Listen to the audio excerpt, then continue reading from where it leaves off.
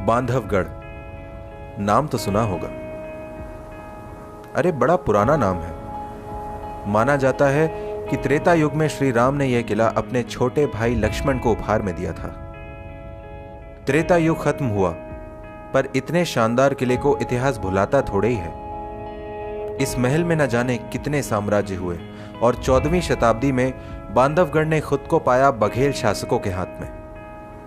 मगर घने जंगल में आना जाना आसान नहीं था और आखिर जब राजा विक्रमादित्य सिंह ने अपनी राजधानी रीवा में बसा ली तो कुछ ही समय में जंगल ने किले को एक बार फिर अपने आगोश में ले लिया और वर्चस्व जंगल के राजा यानी बाघ का जब जब जिक्र होगा, हिंदुस्तान के दिल में बसे इस जंगल का नाम शायद सबसे पहले लिया जाएगा।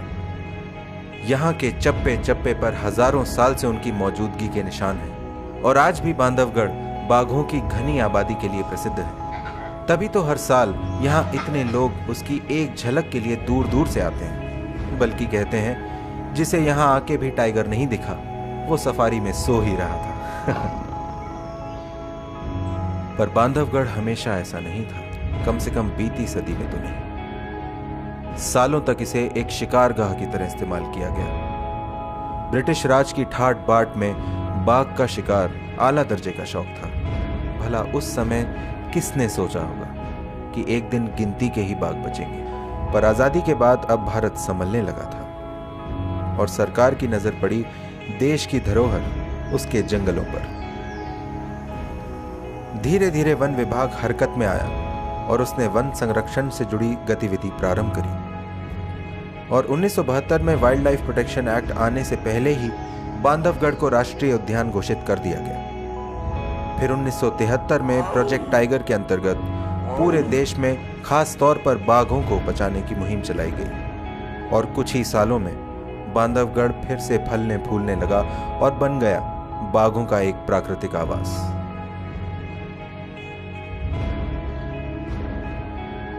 आज पूरे 50 साल हो गए इसे राष्ट्रीय उद्यान बने हुए। शुरुआत में केवल 105 वर्ग किलोमीटर क्षेत्र उद्यान के रूप में लिया गया, जो आज सैकड़ों वर्ग किलोमीटर में फैले कोर एरिया का केवल एक अंश मात्र है।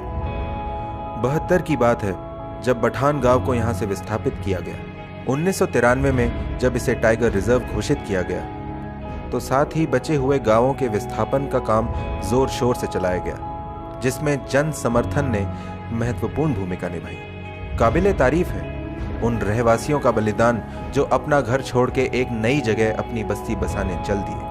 आज जिनकी जिप्सी में हम घूमने आते हैं ना, इनमें से ज्यादातर इन्हीं गांवों के बाशिंदे हैं जिनका बचपन इस जंगल में पैदल ही घूमते बीता है।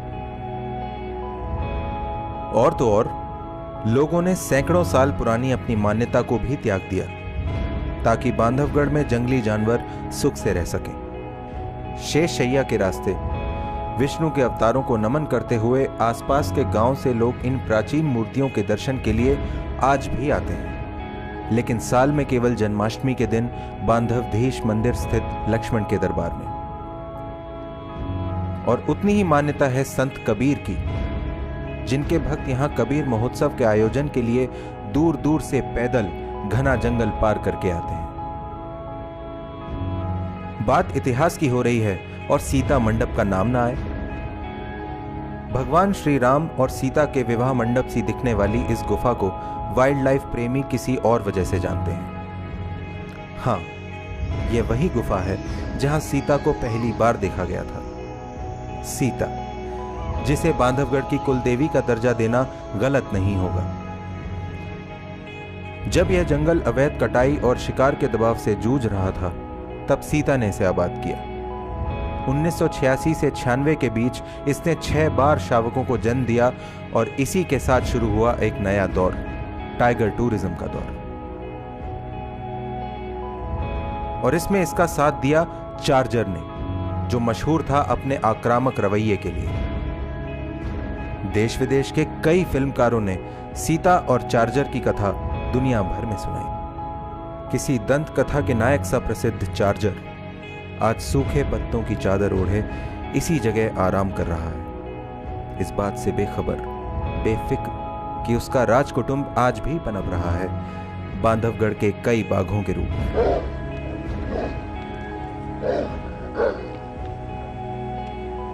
पर जिस दौर की नींव सीता और चार्जर ने रखी थी, उसे आगे बढ़ाने का असली श्रेय देना चाहिए B2 यानी सुंदर को। B2 ने अकेले ही पर्यटन उद्योग की काया पलट दी।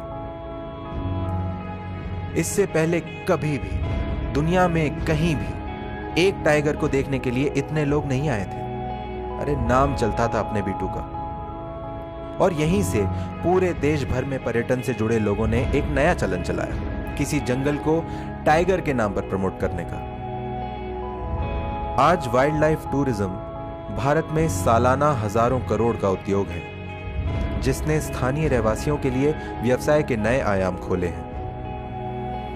अर्थशास्त्रियों के अध्ययन से मालूम होता है कि एक पर्यटक का 11 लोगों के रोजगार में योगदान होता है।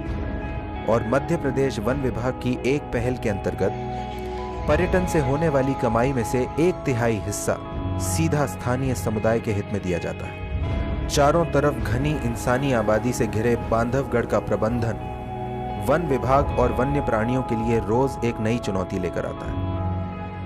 मगर पिछले 50 सालों में किए गए प्रयासों से गांव के रहवासी और वन विभाग के आपसी तालमेल और सौहार्द ने बांधवगढ़ को वन्य जीवों के लिए एक सुरक्षित वन में विकसित किया है। उम्मीद है आने वाली पीढ़ियां भी अपनी धरोहर को संजो के रखने में हाथ बटाएंगी।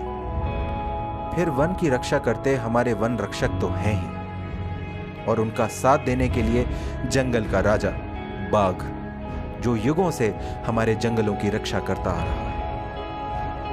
परित्राणाय साधूनां विनाशाय च दुष्कृताम् धर्म संस्थापनार्थाय संभवामि युगे युगे।